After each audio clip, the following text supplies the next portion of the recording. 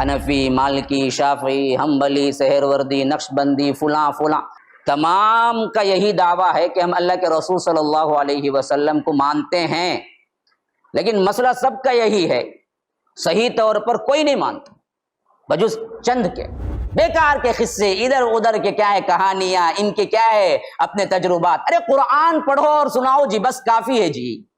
یہی اصل میں اللہ کے رسول صلی اللہ علیہ وسلم کا رسالت کا منصب بھی تھا، یہی دعا حضرت ابراہیم بھی کیے تھے کہ ایسا رسول تو بھیج ہمارے ہی اندر جس رسول کی تعلیم یہ ہے کہ وہ پڑھ کر سنائے تیری آیتوں کو، والحکمہ، اور حکمت کی تعلیم دے، ویزکیہم، اور پاک کرے انہیں، انک انت العزیز الحکیم، بے شک تو زبردست بھی ہے اور حکمت والا بھی ہے۔ کہ رسول صلی اللہ علیہ وسلم نے فرمایا کہ جس نے عمل کو کیا ہے، جس کا عمل اسے پیچھے رکھ دیا، اس کا نسب اسے آگے نہیں کر سکتا۔ عمل سے کوئی پیچھے ہو گیا، برا عمل تھا اور میں سید ہوں بول کے سیدھا جنت چلا جائے گا، ہو نہیں سکتا۔ دیکھو کہ تم سے سوال نہیں ہوگا وہ لوگ کیا کرتے تھے۔ لوگ کیا ہیں زندگی بھر دوسرا کا بول لے گا، انہیں کیا کرا معلوم کیا، انہیں کیا کرا معلوم کیا، کئی گوبا تجھے، کون تبھی کا تبھی کرتا، تو کیا کرا معلوم کیا تجھے، وہ دیکھ خالی، کیونکہ دوسرے کیا کرے وہ نہیں پوچھیں گا اللہ تعالیٰ۔ تو ہم کو سوچنا چاہیے کہ ہم کیا کر رہے ہیں۔ سب سے اہم ترین وصیت توحید ہے مسلمانوں، یاد رکھو، یا بنی، اے میرے بچوں، ان اللہ اصطفیٰ لکم الدین فلا تموتن الا وانتم مسلمون، دیکھو تمہارے لیے اللہ تبارک و تعالی نے دین کو پسند کیا ہے اور تمہیں موت نہ آئے اس حالت میں مگر تم مسلمان ہو۔ اللہ کا رنگ اختیار کرو۔ اللہ کا رنگ کیا ہے؟ اصل توحید ہے، عبادت ہے۔ اللہ ایک کی عبادت اختیار کرو اور اللہ کے رنگ سے زیادہ کسی اور کا رنگ ہے ہی نہیں۔ ابراہیم یہودی تھے، کون تھے بولو؟ یہودی کہتے ہمارے ابراہیم، ہمارے ابراہیم۔ اللہ پوچھتا ہے اچھا ابراہیم یہودی تھے؟ کیا ہے ثبوت لاؤ۔ یہی حالت ہمارے فرقوں کی، حنفی، شافعی، مالکی، حنبلی، فلاں فلاں فلاں۔ ذرا بتاؤ کہ اللہ کے رسول حنفی تھے، مالکی تھے، حنبلی تھے، کیا تھے؟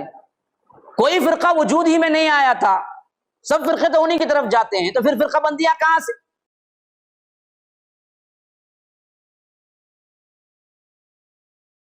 اللہ تبارک و تعالیٰ پچھلے جو آیات میں ذکر کیا تھا وہ بنی اسرائیل کے سیاہ کرتوت کارنامے اور انہوں نے کس طرح انبیاء کے ساتھ سلوک کیا، یہ تمام باتیں کہنے کے بعد اب اصل مضمون جو آ رہا ہے وہ مضمون ہے کہ یہودی بھی حضرت ابراہیم علیہ السلام کو مانتے تھے، عیسائی بھی مانتے تھے، اور اسی طرح مشرکین مکہ بھی مانتے تھے۔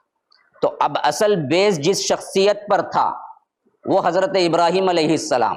اب حضرت ابراہیم علیہ السلام کے دین پر کوئی نہیں تھا، ماننے کا دعویٰ تو سب کو تھا بعینی، بالکل اسی طرح جو آج امت مسلمہ میں کئی گروہ ہو گئے ہیں، حنفی، مالکی، شافعی، حنبلی، سہروردی، نقشبندی، فلاں فلاں، لیکن کوئی بھی یہ ہرگز دعویٰ نہیں کرے گا کہ ہم محمد الرسول اللہ صلی اللہ علیہ وسلم کو نہیں مانتے۔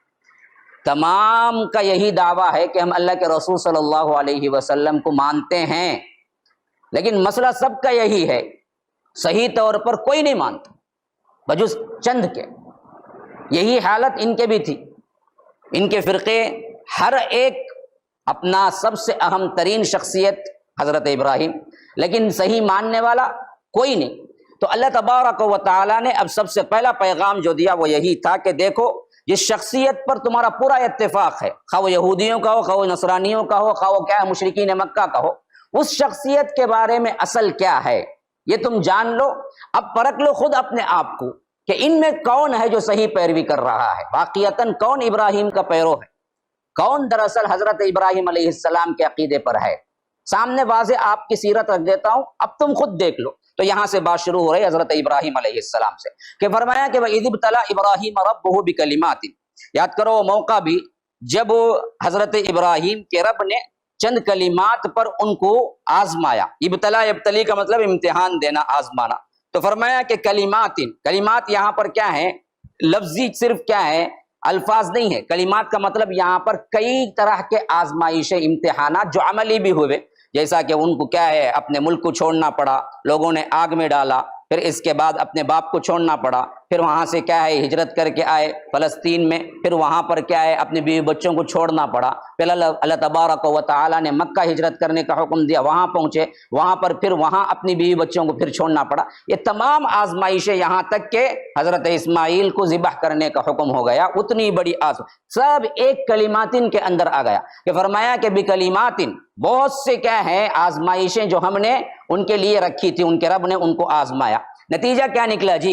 فَأَتَمَّهُنْ 200% سب کے سب پاس، پورے میں انہوں نے کیا ہے 100% لیا، کسی آزمائش میں پیچھے نہیں رہے۔ تو اب انعام کیا ملا جی؟ فرمایا کہ انی جاعلک للناس اماما، قال انی جاعلک للناس اماما، تو ان کے رب نے کہا کہ اب میں تمہیں پوری انسانیت کا امام بنانے والا ہوں۔ یہی واسطے ہم دیکھتے ہیں کہ حضرت ابراہیم کا انکار کرنے والا کوئی نہیں ہے آج بھی، ہر گروہ کا وہ ضال مضل گروہ ہو، عیسائی ہوں، یہودی ہوں، مشرکین ہوں یا مسلمان ہوں، سب حضرت ابراہیم کو مانتے ہیں۔ تو اللہ تبارک و تعالیٰ نے یہ گفٹ دیا کہ انی جاعلک للناس اماما، جاعل بنانا، میں تمہیں کیا ہے لوگوں کا امام بنا رہا ہوں۔ تو قال ومن ذریتی، یہ ہے ایک باپ کے ناطے حضرت ابراہیم کی رحیمیت، یوں سمجھ لیجئے کرم، یہ ہمدردی، کہا کہ اے اللہ یہ گارنٹی میری سب اولاد کو ہے، ومن ذریتی یعنی میری اولاد اور میرے جتنے بھی امتی یا میرے بعد آئیں گے سب کو تو امام بناتا ہے۔ تو اللہ تبارک و تعالیٰ نے فرمایا لا ینال عہد الظالمین، جو ظالم ہوں گے تمہاری امت میں، ظالم ہوں گے تمہاری ذریت میں، ظالم ہوں گے تمہارے خاندان میں، ہم ان کے لیے وعدہ نہیں کرتے۔ تو صاف ہدایت آ گئی کہ لاکھ تم حسب نسب میں فلاں سید یہ، لیکن اصول یہ ہے کہ اس کے لیے عقیدہ چاہیے، اس کے لیے توحید چاہیے۔ اگر توحید نہیں ہے ظالم ہے، کیونکہ سب سے بڑا ظالم کون ہے؟ ظلم کرنے والا نہیں ہے، سب سے بڑا ظالم مشرک ہے۔ ان الشرک لظلم عظیم، شرک سب سے بڑا ظلم ہے۔ تو اسی لیے فرمایا کہ لا ینال عہد الظالمین، کہ جو ظالم ہوں گے ان کے لیے یہ عہد نہیں ہوگا، ہاں جو شرک سے پاک ہوں گے ہم ان کو امام بنائیں گے۔ ہاں ابھی اس کے بعد فرمایا کہ وَإِذْ جَعَلْنَا الْبَيْتَ مَثَابَةً لِلنَّاسِ وَأَمْنًا، اور یاد کرو وہ موقع بھی جب انہوں نے کیا کیا، جو اللہ تبارک و تعالیٰ کا لیے گھر تھا، یعنی حرم کعبۃ اللہ، اس کو ہم نے کیا کیا تھا، مثابہ کا ایک ایسا لفظ ہے جو کہتے ہیں کہ پلٹ کر آنا، یعنی ایسی جگہ ہم نے کعبۃ اللہ کو بنایا یا حرم کو بنایا، ہر بندہ جو جاتا ہے نا اس کی سوچ ہوتی ہے کہ دوبارہ آئے، یہ اللہ تبارک و تعالیٰ نے وہ اٹریکشن دیا ہے۔ اسی واسطے یہاں کہتا ہے کہ یاد کرو وہ موقع جب دراصل کیا ہے انہوں نے ہم نے اس گھر کو جو بنایا تھا مثابہ بنایا تھا لوگوں کے لیے، کون سا؟ کعبۃ اللہ، پلٹ کر آنا۔ اور جتنے لوگ دیکھے ہیں نا ان لوگوں کو زیادہ خواہش ہے اور دیکھنے کی، جو لوگ ابھی نہیں گئے ہیں ان کو کم ہے، تو دیکھنے سے خواہش اور بڑھتی ہے، اور جاؤ ایک عمرہ کیا دوسرا کرو، دوسرا تیسرا کرو، تیسرا چوتھا کرو، حج ہر ایک بار کرو۔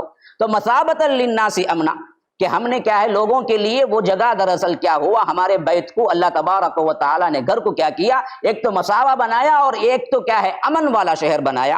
اور فرمایا کہ واتخذوا من مقام ابراہیم واتخذوا من مقام ابراہیم مصلی، کہ اور تم بنا لو مقام ابراہیم کو نماز کی جگہ، جائے نماز، مصلی کا مطلب ہے جائے نماز۔ اب یہ کیوں کہہ رہا ہے یہاں پر؟ اصل معاملہ یہ ہے کہ اللہ کے رسول صلی اللہ علیہ وسلم کے زمانے مبارک میں جو ہم دیکھتے ہیں مقام ابراہیم، جسے آج جالیوں سے کیا ہے باندھ دیا گیا ہے، ایک الگ جگہ فٹ ہے، یہ دراصل وہاں نہیں تھا، یہ دراصل کعبۃ اللہ ہی کے ساتھ جیسے حجر اسود فٹ ہے ویسے ہی قریب تھا یہ مقام ابراہیم۔ اور مقام ابراہیم کیا ہے؟ مقام ابراہیم وہ پتھر ہے جس پر حضرت ابراہیم علیہ السلام کھڑے ہو کر کعبۃ اللہ بندے، اور جب بنوا رہے تھے تو اس وقت ان کے قدموں کے نشان اس پتھر پر ثبت ہو گئے، اور بعض روایتوں میں ہے کہ یہ جنت سے آیا ہوا پتھر تھا، اور یہ اللہ تبارک و تعالیٰ کی طرف سے عطا کردہ ایک بہت عظیم نعمت تھی، اور اللہ نے اس کے نور کو چھین لیا۔ اگر وہ رکھ دیتا تو لوگ کیا ہیں سورج کی روشنی بھی اس کے سامنے مان پڑ جاتی، لیکن اللہ نے اس کے نور کو بجھا دیا اور وہ دراصل ایک نشانی کے طور پر رہ گیا۔ یہ دراصل حضرت ابراہیم کے جو قربانیاں ہیں اس قربانی کی یادگار تھا، اور اللہ تبارک و تعالیٰ نے ان کے قدم کو اس میں ثبت کر دیا، اور وہاں پر لوگ نشانی کے طور پر یاد کرتے تھے۔ لیکن حضرت عمر اس بارے میں کہتے ہیں کہ میری شدید خواہش تھی یہ مقام ابراہیم کو مصلی بنا لے، یعنی نماز پڑھنے کی جگہ کا مطلب ہے اس کی خاص اہمیت ہو وہاں پر نماز پڑھنے کی۔ تو اللہ نے یہ آیت اتار دی، اسی لیے کہتے ہیں کہ وافقت ربی فی ثلاث، کہ میرا رب وہ ہے جو میری 3 باتوں میں موافقت کی، جس میں سے ایک یہ بھی ہے۔ بہرکیف ان کا فہم دیکھیے، تو یہ اصل میں کیا ہے کہ مقام ابراہیم کی طرف نہیں ہے کعبۃ اللہ کی طرح، مقام ابراہیم کو مصلی بنا لو کا مطلب یہ ہے کہ جائے نماز بنا لو، یا وہاں پر پڑھنے کی سعادت دراصل وہ اتنی اہم ہے جو دوسری جگہ نہیں ہے، ورنہ تو حرم میں جہاں بھی پڑھیں گے آپ کے لیے 1 لاکھ ثواب ہے نمازوں کا، 1 لاکھ نماز، 1 لاکھ نماز پڑھنے کا ثواب ہے۔ لیکن طواف کر کے جو 2 رکعت پڑھنا ہے، جس میں مکمل ایک طواف ہوتا ہے، 7 مرتبہ چکر لگائیں، پھر اس کے بعد 1 مرتبہ کیا ہے 2 رکعت پڑھیں گے تو 1 طواف مراد ہوتا ہے۔ وہ طواف کا 2 رکعت والی جگہ جہاں ہے نا، وہ سب سے اہم فضیلت والی جگہ یہی ہے جہاں پر کیا ہے مقام ابراہیم ہے۔ وہاں جگہ نہ ملے تو کئی اور جگہ بھی پڑھ لو۔ وَعِیدْنَا إِلَىٰ إِبْرَاهِيمَ، اور ہم نے کیا ہے ابراہیم سے پختہ وعدہ لے لیا تھا، وَإِسْمَاعِيلَ، اور اسماعیل سے بھی، أَن طَهِّرَا، دیکھو میرے گھر کو پاک رکھنا، بیتیہ، میرے گھر کو پاک رکھنا، للطائفین، کن کے لیے؟ طواف کرنے والوں کے لیے، والعاکفین، اعتکاف کرنے والوں کے لیے، والرکوع، اور اسی طرح کیا ہے والرکع السجود، رکوع کرنے والوں کے لیے اور سجدہ کرنے والوں کے لیے۔ معلوم ہوا مسجدیں شاندار ہوں یا نہ ہو، لیکن مسجدیں پاک رہنا بہت ضروری ہے، شاندار ہوں یا نہ ہو لیکن پاک، نیٹنس۔ اور یا رب آج یہ گورنمنٹ عرب کی اس کا حق ادا کر رہی ہے واقعتا، یہ کوئی نہیں کہہ سکتا جس طرح کی پاکی وہاں مینٹین ہو رہی ہے، اور یہی ہر مسجد کے لیے بھی ہے۔ مسجد کے ذمہ داروں کو ضروری ہے کہ شاندار نہیں بنا سکتے نہ بناؤ، لیکن مسجد پاک ہو، مسجد کے اندر آئے بندہ تو اس کے اندر اسے کوئی بھی غلاظت ناپاکی نہ ہو۔ اللہ کے رسول صلی اللہ علیہ وسلم نے اسی واسطے کہا کہ وہ زمانے میں بالکل کیا ہوتا تھا، مٹی کی زمین ہوتی تھی، تو کوئی بندہ کیا ہے نمازی آیا تو تھوک دیتا تھا۔ اللہ کے رسول نے کہا کہ ہرگز بھی نہیں، تمہارے اوپر حق ہے کہ اگر تم ایسا کرو بھی تو اس کو دفنانا تمہارے اوپر فرض ہے، مسجد کو نیٹ رکھنا تمہارا فرض ہے۔ اسی لیے فرمایا کہ انطہر بیتیہ للطائفین والعاکفین ورکع السجود، کہ دیکھو طواف کرنے والوں کے لیے، رکوع کرنے والوں کے لیے، اعتکاف کرنے والوں کے لیے تم دراصل دونوں کون ہیں؟ ابراہیم اور اسماعیل۔ پھر اس کے بعد فرمایا کہ یاد کرو موقع وَإِذْ قَالَ إِبْرَاهِيمُ رَبِّ اجْعَلْ هَٰذَا بَلَدًا آمِنًا وَارْزُقْ أَهْلَهُ مِنَ الثَّمَرَاتِ، کہ یاد کرو موقع جب ابراہیم نے کہا تھا کہ اے میرے رب اسے بنا دے، هذا البلد، کون سا؟ مکہ، آمیناً، امن والا، وارزق اہلہ، اور یہاں کے رہنے والوں کو تو عطا کر پھلوں سے رزق، فروٹ خاص طور پر مانگا تھا۔ کہاں پر جی؟ ایسے بے آب و گیا وادی میں جہاں پر ایک پتا بھی نہیں بنتا۔ مانگنے والا کون تھا؟ ابراہیم تھا۔ مانگے جانے والی جگہ کیا تھی؟ غیر ذی زرع، صحرا، ڈیزرٹ۔ اسی واسطے آپ کو یاد ہونا چاہیے ہمیشہ جب بھی مانگو پورے توکل سے مانگو، اسباب نہ دیکھو کہ یہاں کیسے ہوگا۔ ابراہیم اگر سوچتے تو ہرگز نہ مانگتے وہاں جا کر فروٹ، لیکن آج ہر فروٹ دنیا کا کوئی کئی جگہ نہ مل سکے، لیکن دنیا کا ہر فروٹ وہاں ملتا ہے۔ مانگنے والا بھی کون تھا؟ وہ یقین کے ساتھ مانگا، مانگنے والی جگہ پہ نہ گیا۔ اسی واسطے آج بھی زندگی میں ہر ناممکن چیز تمہارے لیے ناممکن ہے، جی رب کے لیے ناممکن ہے کیا؟ تو مانگنے پہ یقین ہو تو ملے گا، ہاں دیر ہے، اندھیر نہیں ہے۔ وہ پھل پورے کے پورے ملنے میں تقریباً کیا ہو گیا؟ 2500 سال لگے، یہ بھی تو ہوا۔ تو آپ ایسے دعا میں کیا ہے ہاتھ نیچے کریں گے فوری، کیا ہے دعا جو مانگی گئی ہے آسمان سے ٹپک پڑے؟ کیا بزنس کر رہے ہیں تھوڑی؟ یہ نہیں ہوگا۔ تو فرمایا کہ اللہ اس کو پھلوں کا رزق دے یہاں کے رہنے والوں کو، من آمن منہم باللہ والیوم الآخر، اور ان لوگوں کو دے ان میں سے جو اللہ پر یوم آخرت پر ایمان رکھتے ہیں۔ یہ حضرت ابراہیم علیہ السلام کی دعا تھی۔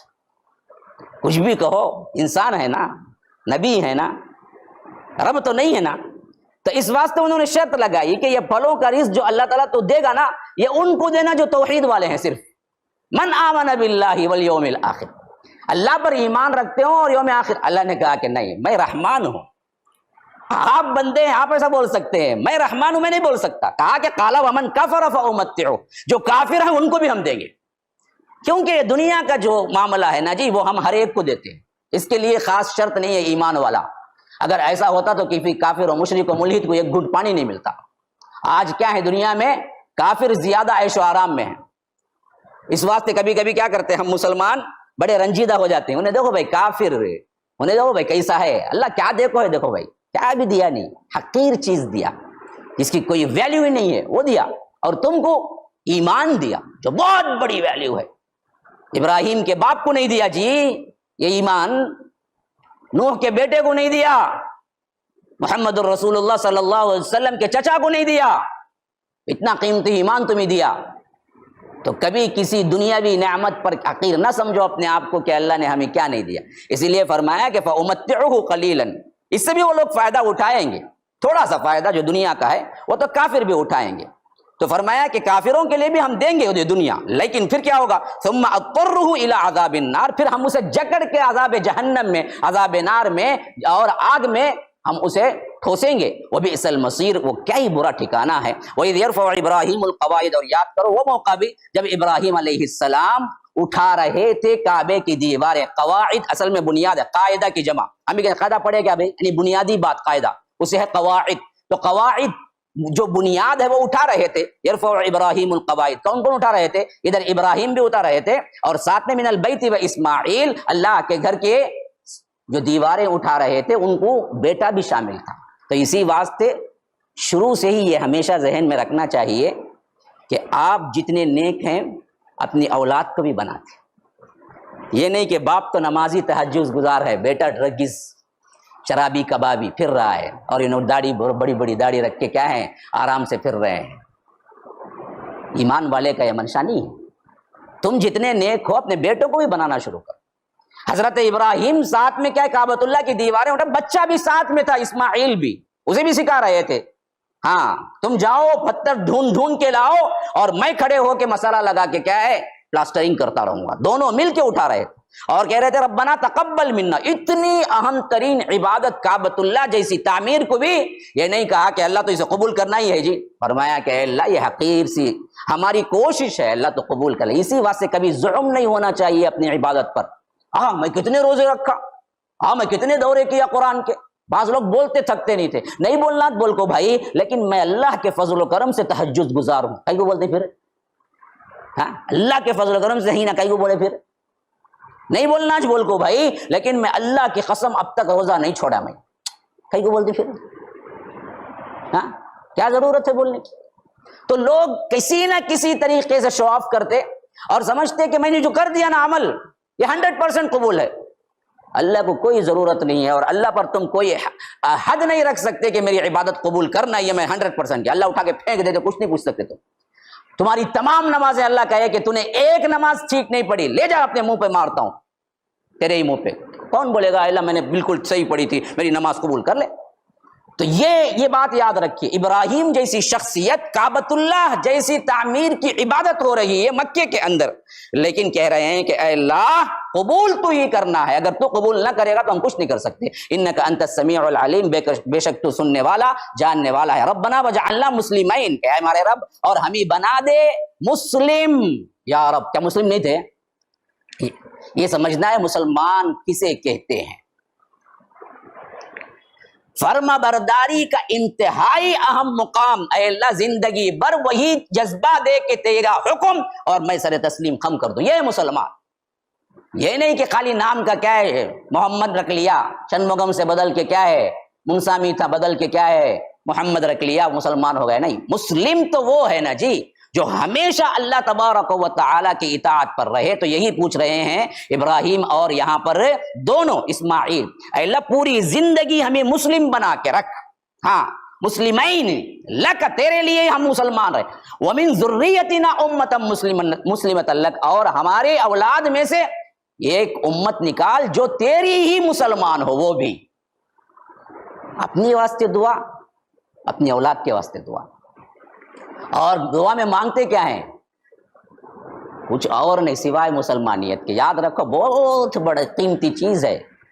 اور فرمایا کہ وَأَرِنَا مَنَاسِكَنَا وَتُبْ عَلَيْنَا، اور وہ کیا ہے سکھائے مناسک، مناسک حج مشہور ہیں، اصل میں کیا ہے صرف حج کے لیے نہیں، عبادت کے تمام طریقوں کو کیا ہے مناسک کہتے ہیں، کہ ہمیں بتایا اے اللہ کہ مناسک حج عبادت کے طریقے کیا ہیں، اور ہماری توبہ قبول کر، ہم تیری طرف پلٹ کے آتے ہیں، انک انت التواب الرحیم، بے شک تو بڑا ہی توبہ قبول کرنے والا اور رحم کرنے والا ہے۔ ربنا وبعث فیہم رسولا منہم، اے اللہ انہی میں سے یعنی میرے ہی خاندان میں سے بھیج تو رسول ایک، رسولن منہم، اپنوں میں سے کون ہے؟ محمد رسول اللہ صلی اللہ علیہ وسلم کے لیے دعا ہو رہی ہے۔ یتلو علیہم آیاتک، اور اس کا فرض منصبی کیا ہوگا؟ رسالت کا ایجنڈا کیا ہوگا؟ نصاب کیا ہوگا؟ فرمایا کہ یتلو علیہم آیاتک، تیری آیتوں کو پڑھ کر سنائے۔ آج امت مسلمہ کے امام صرف اتنا کام کرنے لگ جائے تو امت سدھر جائے۔ بیکار کے قصے، ادھر ادھر کے کیا ہے کہانیاں، ان کے کیا ہے اپنے تجربات۔ ارے قرآن پڑھو اور سناؤ جی، بس کافی ہے جی۔ یہی اصل میں اللہ کے رسول صلی اللہ علیہ وسلم کا رسالت کا منصب بھی تھا۔ یہی دعا حضرت ابراہیم بھی کیے تھے کہ ایسا رسول تو بھیج ہمارے ہی اندر، جس رسول کی تعلیم یہ ہے کہ وہ پڑھ کر سنائے تیری آیتوں کو، وَيُعَلِّمُهُمُ الْكِتَابَ، اور کتاب کی تعلیم دے، وَالْحِکْمَةَ، اور حکمت کی تعلیم دے، وَيُزَكِّيهِمْ، اور پاک کرے انہیں، إِنَّكَ أَنْتَ الْعَزِيزُ الْحَكِيمُ، بے شک تو زبردست بھی ہے اور حکمت والا بھی ہے۔ پھر اس کے بعد یہاں تک تو ہو گیا معاملہ، اصل مضبوط کون سی شخصیت کی طرف تم رجوع کرنا ہے، جن کو تم مانتے ہو ان کا اصل عقیدہ کیا تھا۔ اب دراصل اللہ کا تبارک و تعالیٰ کا گویا کہ اس کے اوپر تبصرہ ہے، وَمَن يَرْغَبُ عَن مِلَّتِ، دیکھو ابراہیم کی ملت سے جو روگردانی کرتا ہے، یا کون ہے جو حضرت ابراہیم کی ملت سے روگردانی کرے، إِلَّا مَن سَفِهَ نَفْسَهُ، سوائے یہ کہ وہ بے وقوف ہو سکتا ہے۔ جو اپنے آپ کو بے وقوف سمجھتا ہے وہی حضرت ابراہیم کی پیروی سے انکار کر سکتا ہے۔ تو معلوم ہوا کہ اللہ کے رسول یہ نئی شریعت یا اسلام ابراہیم کی پیروی سے انکار کرنے کے لیے نہیں آیا تھا جس کو تم مانتے ہو۔ تم ماننے کا دعویٰ کر کے جو غلط چیزیں ان کی طرف منسوب کرتے ہو اس کو نکال کر صحیح اسلام بتانے آیا تھا کہ دیکھو ابراہیم اس پر تھے۔ بعین ہی وہی بات ہم بھی کہتے ہیں کہ دیکھو تن کو تم ماننے کا دعویٰ کرتے ہو محمد الرسول اللہ، ان کے گستاخ نہیں ہیں ہم، نعوذ باللہ۔ ہم دراصل چاہتے یہ ہیں کہ آپ نے جو اسلام صحیح عقیدہ دیا تھا اس کو چھوڑ کر تم نے پیروں ولیوں کے چکر میں جو پڑھ کے برباد کیا اسلام کو، اس کی تصحیح کرنے کے لیے ہم کہتے ہیں کہ دیکھو صحیح اسلام جو محمد الرسول اللہ صلی اللہ علیہ وسلم نے پیش کیا اس پہ آ جاؤ۔ تو فرمایا کہ وَلَقَدِ اصْطَفَيْنَاهُ فِي الدُّنْيَا، تحقیق کہ ہم نے انہیں کیا ہے دنیا کے تمام لوگوں میں سے خاص طور پر چنا تھا، وَإِنَّهُ فِي الْآخِرَةِ، اور ان کے لیے آخرت میں تو کیا ہے بہت بڑا حصہ ہے، وہ صالحین میں سے ہوں گے۔ اور یاد کرو وہ موقع بھی اذ قال له ربه اسلم، کہ جب حضرت ابراہیم سے کہا گیا کہ تم مطیع ہو جاؤ، اسلم، اللہ کے فرما برداری، یا تو ترجمہ یوں ہوگا کہ مسلم بنو۔ اور اتنا بڑا مناظر جو حضرت ابراہیم علیہ السلام کی مناظرے خود قرآن میں ہیں، نمرود وغیرہ سے ہوئے تھے، ایسا مناظر جب رب کا حکم آیا کہ مطیع ہو جاؤ تو انہوں نے کیا نہیں پوچھا کیوں ہونا، کتنا ہونا، اللہ تو کیا کیا بولیں گا کہ وہ سب کرنے ہوں گا کہ میرے ہاتھ سے نہیں، کوئی سوال نہیں۔ اللہ نے کہا کہ اسلم، مسلمان ہو جاؤ۔ تو حضرت ابراہیم نے کہا اسلمت لرب العالمین، اے اللہ میں مسلمان ہو گیا، تیری طرف آ گیا جو تو تمام عالموں کا پروردگار ہے۔ ووصى بها ابراہیم بنیہ ویعقوب، اور وہ بھی یاد رکھو صرف ابراہیم ہی نہیں، ابراہیم کا پورا خاندان بھی توحید پر ہی تھا۔ تم بھول گئے مشرکین مکہ، تم بھول گئے یہود و نصارہ، اصل تو توحید ہی پر تھا۔ اسی واسطے نیچے ان کی ذریت کے بارے میں آ رہا، یاد کرو وہ موقع بھی، وہ وصیت کو بھی یاد رکھو جو ابراہیم نے اپنے بیٹے اور یعقوب نے اپنے بیٹوں کو کی تھی۔ ابراہیم نے بھی وہی وصیت کی۔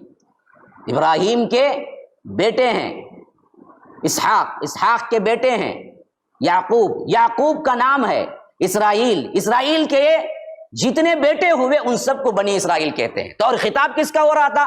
بنی اسرائیل کا ہو رہا تھا، اسی واسطے دو نام پرٹیکولر لایا، ووصى بها ابراہیم بنیہ ویعقوب۔ یاد کرو وہ موقع جب کیا ہے ابراہیم نے اپنے بیٹوں کو اور یعقوب نے اپنے بیٹوں کو کیا ہے وصیت کی۔ کیا وصیت کی جی؟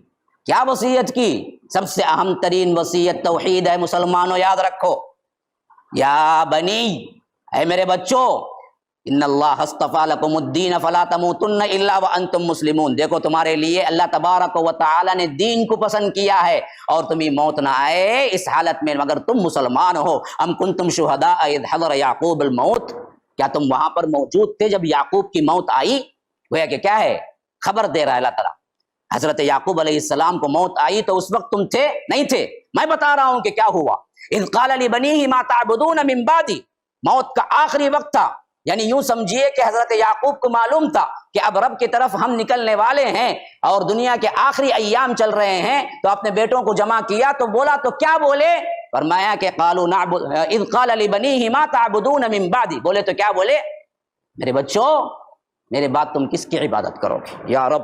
کبھی آپ سوچ سکتے ہیں کہ آپ اپنی زندگی پوری کی پوری مسلمانیت میں گزارے، لیکن مرتے وقت آپ کو اندیشہ ہو کہ میرے بچے میرے بعد کہیں مشرک نہ بن جائیں، آپ بلا کے وصیت کرنے لگیں کہ دیکھو بیٹا میرے بعد اللہ کے علاوہ کسی کی عبادت نہ کرنا، آپ کیا بولیں گے؟ ارے پوری زندگی میرے ساتھ تھے جی، وصیت کرنے کی کیا ضرورت؟ میرے بچے ڈر ہونا چاہیے شرک کا۔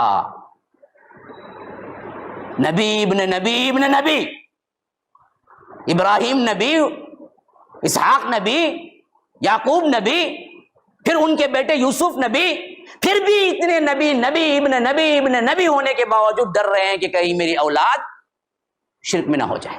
اس واسطے موت کے وقت خصوصیت کے ساتھ بلا کے اپنے بچوں سے پوچھ رہے ہیں ما تعبدون من بعدی، میرے بعد تم کس کی عبادت کرو گے؟ قالوا نعبد، اب ان بچوں نے سب نے کہا کہ ہم عبادت کریں گے الہک و الہ آبائک، ابا جان آپ کے الہ کی اور آپ کے آبا و اجداد کے الہ کی۔ کیا مطلب؟ جسے ابراہیم علیہ السلام نے پوجا تھا، جسے کیا ہے اسحاق نے پوجا تھا، وہ کون ہے؟ رب العالمین، رب العالمین۔ تو فرمایا کہ نعبد الہک و الہ آبائک، آبائک میں کون کون ہے؟ پھر نام لیا، ابراہیم کا جو الہ ہے، اسماعیل کا ہے، اسحاق کا جو الہ ہے، الہا واحدہ، ان سب کا ایک ہی الہ ہے۔ وَنَحْنُ لَهُ مُسْلِمُونَ، ہم سب کے سب اسی کی طرف مسلمان ہیں، اسی کے لیے مسلمان ہیں۔ تو اللہ کہتا ہے تِلْكَ أُمَّةٌ قَدْ خَلَتْ، یہ تھی وہ امت ایک جو گزر گئی، لَهَا مَا كَسَبَتْ وَلَكُمْ مَا كَسَبْتُمْ، انہوں نے جو کمایا وہ ان کے لیے ہے اور تم جو کمائی کرو گے وہ تمہارے لیے ہے۔ خالی میں ابراہیم کی اولاد، میں سید بول کے بیٹھ گئے تو سیدھے جنت میں جائیں گے؟ تمہارا عمل تمہیں جنت میں لے کے جائے گا۔ تم بڑے بڑے کیا ہیں نسب کے کیوں نہ ہو، تم بڑے بڑے خاندان والے کیوں نہ ہو، اس پر تک کیا کر کے بیٹھ گئے کہ میرا نسب اتنا اونچا ہے میں جنت ہی جاؤں گا، یہ تمہاری خام خیالی ہے۔ لہا ما کسبت ولکم ما کسبتم، ان کی کمائی ان کے لیے ہے، تمہاری کمائی تمہارے لیے ہے، تمہارے قبر میں وہ نہیں آئیں گے، ان کی قبر میں تم نہیں جاؤ گے۔ اسی واسطے اللہ کے رسول صلی اللہ علیہ وسلم نے فرمایا کہ جس نے عمل کو کیا ہے، جس کا عمل اسے پیچھے رکھ دیا، اس کا نسب اسے آگے نہیں کر سکتا۔ عمل سے کوئی پیچھے ہو گیا، برا عمل تھا اور میں سید ہوں بول کے سیدھا جنت چلا جائے گا، ہو نہیں سکتا۔ تو فرمایا کہ لہا ما کسبت ولکم ما کسبتم ولا تسألون عما كانوا يعملون، دیکھو کہ تم سے سوال نہیں ہوگا وہ لوگ کیا کرتے تھے۔ لوگ کیا ہیں زندگی بھر دوسرا کا بول لے، انہیں کیا کرا معلوم کیا، انہیں کیا کرا معلوم کیا، کئی گوبا تجھے کون تبھی کہتے بھی کرتا، تو کیا کرا معلوم کیا تجھے، وہ دیکھ خالی، کیونکہ دوسرے کیا کرے وہ نہیں پوچھیں گے اللہ تعالیٰ۔ ولا تسألون عما كانوا يعملون، وہ لوگ کیا کرتے رہے اس کا سوال ہمارے سے نہیں ہوگا، وہ کرے وہ پاتا، ہم کرے تو ہمارے بارے میں ہم سے سوال ہوگا۔ تو ہم کو سوچنا چاہیے کہ ہم کیا کر رہے ہیں بس۔ اب پھر اس کے بعد وہی بات جو پہلے آ گئی تھی، وقالوا كونوا هودا او نصارى تهتدوا، کہتے ہیں کہ یہودی بن جاؤ ہدایت پا جاؤ گے، نصرانی کہتے ہیں کہ نصارہ بن جاؤ ہدایت پا جاؤ گے۔ یہاں بولتے نا ہمارے بیت میں آ جاؤ سیدھا جنت کی ٹکٹ دیتا ہوں، کون سحر وردی بیٹ کوئی نہیں بولتا، یہاں نقش بندی بولتا ہے، یہاں کیا ہے دوسرا بولتا ہے، یہاں تیسرا پیر بیٹھا ہوا ہے، سب میرے پاس آ جاؤ، اس میں اعظم میرے پاس ہے، کہتے 10 لاکھ کی کیا ہے ٹکٹ دے ڈالتا ہوں میں، تم نہ 10 لاکھ یہاں دے، یہاں اب بھی لکھ کو دے ڈالتا ہوں جنت میں فلاں جگہ فلاں کمرے کے ساتھ، تم نہ اتنے جھاڑا کرتے ساتھ میں فری۔ تو یہی حالت ان کی بھی ہو گئی تھی، گروہ بندی میں آ گئے، قالوا كونوا هودا او نصارى، کہے کہ ہو جاؤ یا تو یہودی یا تو نصرانی، تہتدوا، ہدایت پہ یافتہ ہو جاؤ گے۔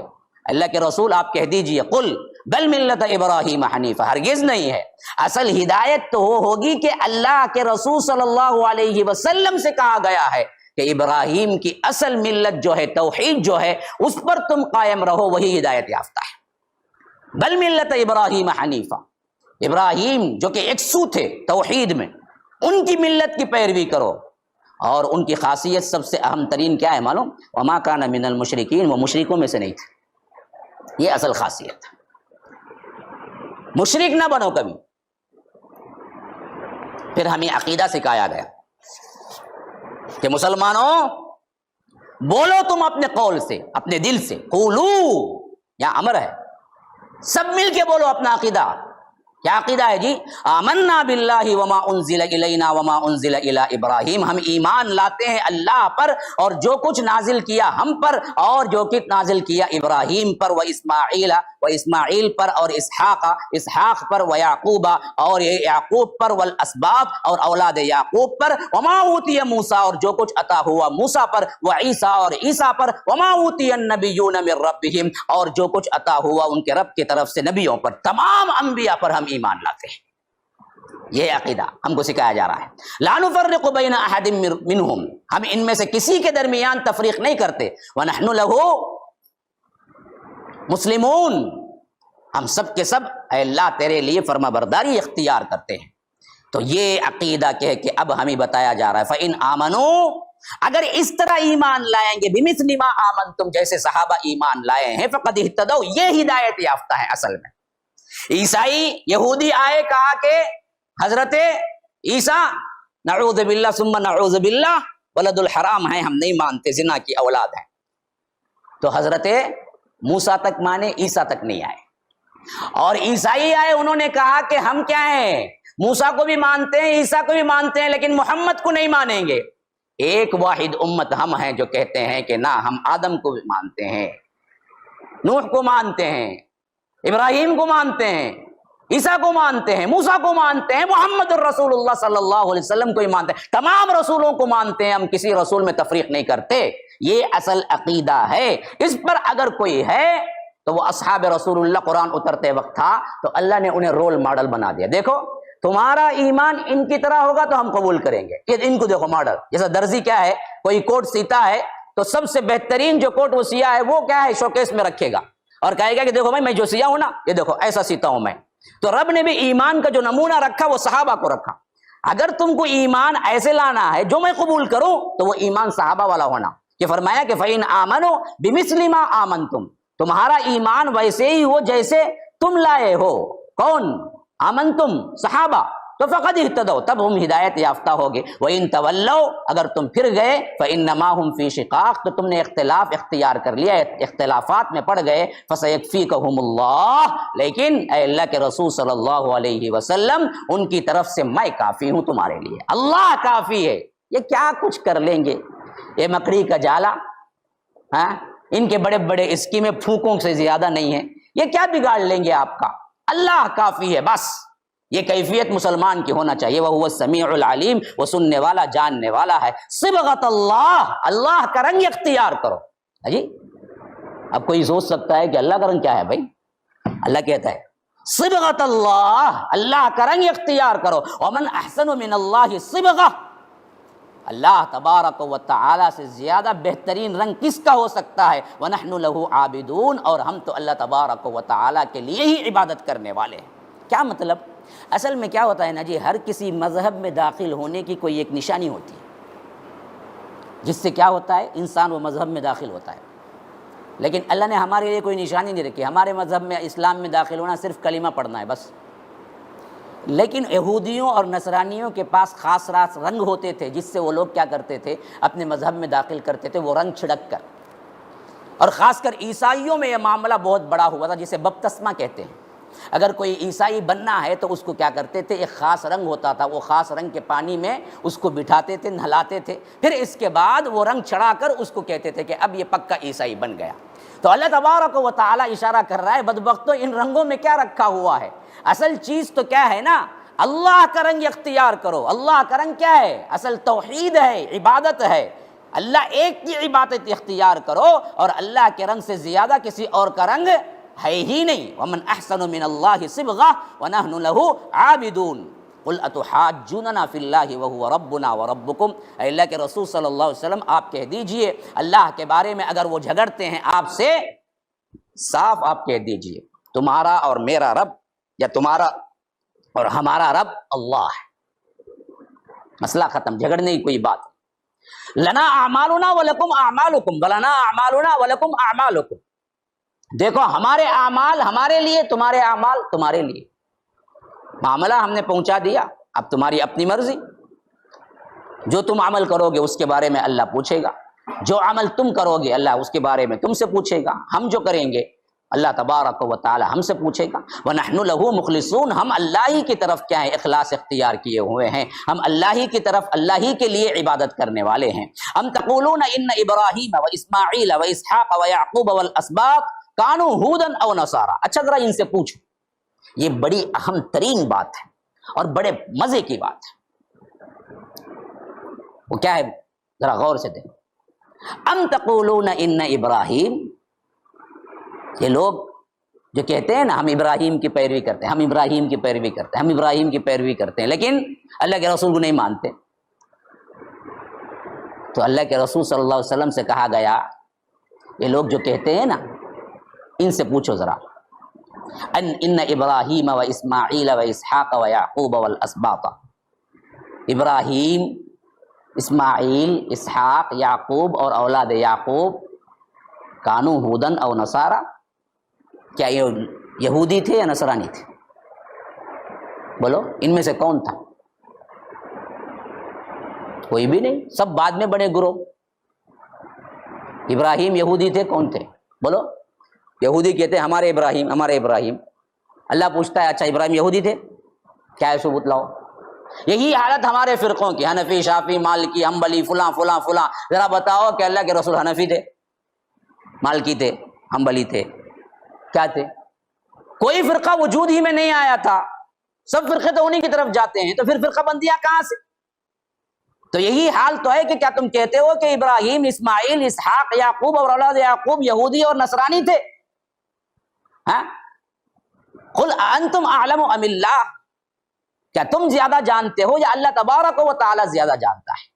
ومن اظلم ممن کتم شہادۃ عنده من اللہ، اس سے بڑھ کر ظالم کون ہے جو کہ اللہ تبارک و تعالی نے جو نشانیاں اتاری ہیں وہ چھپاتا ہے، جان بوجھ کر جھوٹ بولتا ہے کہ ابراہیم یہودی تھے یا نصرانی تھے، تو اس سے بڑھ کر ظالم کون ہوگا؟ جو اللہ تبارک و تعالی کے پاس جو نشانی ہے، اللہ تبارک و تعالی نے جو نشانیاں ان کو دی ہیں ان میں دراصل وہ چھپاتا ہے، اس سے بڑھ کر ظالم کون ہے؟ وما اللہ بغافل عما تعملون، کہ اللہ تبارک و تعالی جو کچھ بھی تم کر رہے ہو غافل نہیں ہے۔ پھر ایک مرتبہ وہی بات آ گئی، تلک امۃ قد خلت لہا ما کسبت، دیکھو جو انہوں نے کمایا یہ ایک امت تھی جو گزر گئی، اور انہوں نے جو کمایا وہ ان کے لیے ہے، اور وَلَكُمْ مَا كَسَبْتُمْ، تم جو کماؤ گے وہ تمہارے لیے ہے، وَلَا تُسْأَلُونَ عَمَّا كَانُوا يَعْمَلُونَ، وہ کچھ وہ کرتے رہے تم سے وہ سوال نہیں کیا جائے گا، جو تم کرو گے وہی سوال ہوگا۔ یہاں پر الف لام میم مکمل ایک پارہ ہوا ہے۔ الحمدللہ رب العالمین۔ السلام علیکم ورحمۃ اللہ وبرکاتہ۔